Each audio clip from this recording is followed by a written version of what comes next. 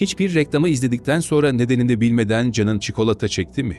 Ya da bir filmden sonra içine anlam veremediğin bir korku kapladı mı? Belki de bu, sana hiç söylenmeyen bir şeyin sesiydi. Bu videoda göreceğin her şey gerçek olaylara, bilimsel çalışmalara ve belgelenmiş örneklere dayanıyor. Konumuz mesajlar. Yani gözünün önünde olup zihninin arkasına gönderilen gizli işaretler. Bu sadece bir komplo değil. Reklamcılık sektörünün, film endüstrisinin, müzik dünyasının kullandığı çok gerçek bir teknik. Hazırsan başlıyoruz. Ama unutma, bu videoyu izledikten sonra bir daha hiçbir şeyi eskisi gibi göremeyebilirsin. Reklamında, saniyenin sadece 30'u kadar süren bir karede, sadece bir çerçevede gömülü bir kelime, acık. Göz bunu görmez. Ama beyin kaydeder. 1957'de adında bir pazarlama uzmanı, sinema salonunda yaptığı deneyde, izleyicilere film sırasında milisaniyelik 2 mesaj gösterdi. İç ve patlamış mısır ye. Satışlar %18 arttı. Deneyin yöntemi sorgulandı ama reklamcılık sektörü mesajı çoktan almıştı. İnsan zihnin görünenden çok daha fazlasını algılar. Artık markalar, ürünlerini satmak için yalnızca görselliğe değil, bilinçaltımıza da yatırım yapıyor. Ambalaj renkleri, logolardaki semboller, hatta reklamdaki müzik tonu. Hepsi seni düşünmeden harekete geçirmek için tasarlandı. Peki gerçekten özgür bir tercih mi yapıyoruz? Yoksa seçtiğimizi zannettiğimiz şey çoktan bizim yerimize seçilmiş olabilir mi? Dur. Şu an kulaklıkla müzik dinliyorsan, belki de senin de fark etmeden bilinçaltına ulaşmaya çalışan mesajlarla karşı karşıya olduğunu biliyor muydun? Evet, müzik. Hayatımızın fon müziği. Sevincimizde de, hüznümüzde de bizimle. Ama bazı müziklerin arkasında gizlenenler sadece bir melodi değil, birer manipülasyon aracı olabilir mi? Mesajların en çok tartışıldığı alanlardan biri müziktir. Özellikle 70'li ve 80'li yıllarda bazı ve metal gruplarının şarkılarında ters kayıt yöntemiyle bilinçaltına gizli mesajlar yerleştirdikleri iddia edildi. Bu yöntemle bir şarkı normal şekilde dinlendiğinde hiçbir şey fark edilmiyor. Ancak şarkı tersten çalındığında korkunç ifadeler, satanik sloganlar ya da şiddet çağrıları duyulabiliyor. Örneğin Zeppelin'in efsanevi şarkısı tersten çalındığında bazı dinleyiciler şu sözleri duyduklarını iddia ettiler. Heres yani, tatlı şeytanıma şerefe ya da Breathless'in 9 adlı parçası geriye doğru oynatıldığında neon yani uyandır, ölü adam şeklinde bir cümle duyulduğu iddia ediliyor. Bu iddia Lennon'un ölümüne dair komplo teorileriyle bile ilişkilendirildi. Peki ama sanatçılar gerçekten böyle şeyler mi yapıyorlar? Yoksa bu sadece tesadüf mü? Kulaklarımız bizi mi kandırıyor? Bazı uzmanlar bu tür ters mesajların aslında bilinçaltına doğrudan bir etki yapamayacağını söylüyor. Çünkü mesaj bilinç düzeyinde algılanamıyor. Ama karşı görüştekiler, bilinçaltının bu tür frekanslara son derece duyarlı olduğunu, özellikle mesajın korku, ölüm ya da itaat gibi güçlü kavramlarla yüklü olduğunda etkisinin artabileceğini savunuyor. Hatta bazı psikologlar, ters mesajlarla sık karşılaşmanın zihinsel yorgunluk, odaklanma problemleri ya da kaygı gibi etkiler doğurabileceğini öne sürüyor. Ama buradaki asıl soru şu: müzik sadece bir sanat değil, aynı zamanda bir silah olabilir mi? Ve biz her gün bilinçaltımıza fısıldanan bu sözleri fark etmeden içselleştiriyor olabilir miyiz? Reklamcıların en çok beslendiği alanlardan biri hiç şüphesiz modern reklamcılıktır. Ve burada amaç çok açıktır. Tüket, daha çok tüket. Tüketerek mutlu ol. Ama bu mesaj asla doğrudan verilmez. Asla mutlu olmak için alışveriş yapmalısın demezler. Bunun yerine sana bir his verirler.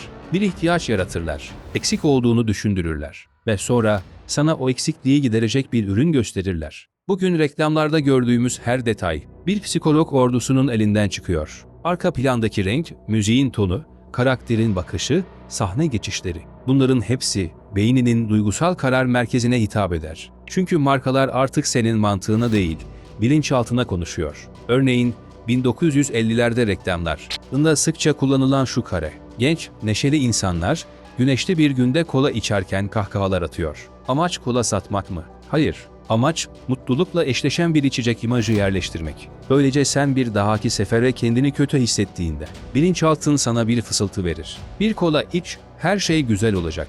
Tüm bu mesajlar, sen daha ne olduğunu anlamadan beynine işlenir. Hatta bazıları milisaniyelik karelerde gizlidir. Bir çikolata reklamının ortasında 0.03 saniyelik bir gülümseme karesi. Bir alışveriş markasının tanıtım filminde, ekranın bir köşesinde beliren silik bir alışveriş yap metni. Gözlerin görmese bile, Beynin onu aldılar. Ve bu yetmezmiş gibi. Artık bu mesajlar sosyal medyada algoritmalarla destekleniyor. TikTok'ta bir influencer yeni aldığı ayakkabıyı gösterirken arka planda belli belirsiz bir marka logosu. Instagram'da bir hikayede göz ucuyla gösterilen bir çanta. Sen fark etmeden beynin bunları arka planda işliyor. Bilinçli karar verdiğini sanırsın ama aslında yönlendirilmişsindir. Bu da bizi şu soruya getiriyor.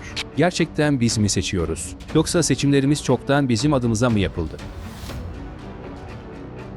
Mesajların yalnızca reklamlarda kullanıldığını düşünüyorsanız daha derine inmelisiniz. Çünkü bu sessiz fısıltılar yalnızca ürün satmak için değil, fikir satmak için de kullanılıyor. Özellikle seçim dönemlerinde ekranlar bir propaganda savaşına dönüşür. Ama bu savaş artık bağırarak değil, fısıldayarak yapılıyor.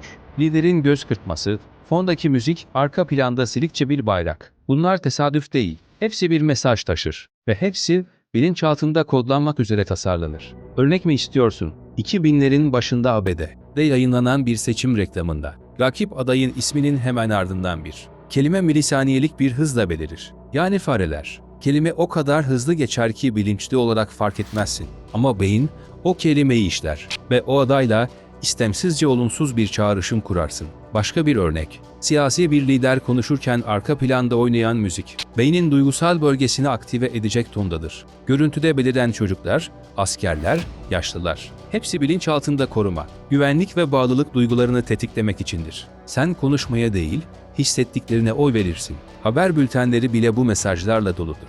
Bir haber sunucusu, tarafsız görünümlü bir konuşurken, altyazıda seçilen kelimeler, ekranın sağ köşesindeki semboller ve hatta haber sıralaması bile bir zihin haritası çizer. Sana neyin önemli, neyin önemsiz olduğu hissettirilir. Ve unutma, bilinçaltına inen bir mesaj, dirençle karşılaşmaz. Çünkü farkında olmazsın. Farkında olmadığın bir şeyi sorgulamazsın. Sorgulamadığın bir şeyi doğru kabul edersin. Belki de sandığa giderken elimizde tuttuğumuz kalem aslında yıllar öncesinden yazılmış bir senaryonun parçasıdır. Ve bizler sadece yazılmış olanı oynamaktayız. 1957'de bir sinema salonunda ve patlamış mısır ye mesajlarını milisaniyelik şekilde gösterdiğini iddia etti. Satışların %50 arttığını söyledi. Sonra itiraf etti. Deneyi uydurmuştum ama fikir yayıldı ve hükümetler dahil herkes alarma geçti. Gerçek ya da değil, zihnimizde bir kapı açıldı ve gerçekten etkileniyorsak. Pop şarkılarında geriye doğru oynat. Buldığında çıkan mesajlar dinledin mi? Satana hizmet et, uyanma. Yalnızsın gibi cümlelerin bilinçaltına işlendiği iddia ediliyor. Kanıtlanamasa da sanatçılar bu iddiaları ya reddediyor ya da sadece tesadüf diyor. Peki gerçekten öyle mi? Çizgi filmlerde milisaniyelik karelerde daha fazla izle. Sorgulama, anneye karşı gel gibi ifadeler olduğu ortaya atıldı. Gözle fark edilmesi zor. Ama bilinçaltı bunu görür. Çocukların davranışlarını değiştirmek için bilinçli olarak yerleştirildiği iddia ediliyor. Şaka değil. Birçok ebeveyn bu yüzden dava açtı bile.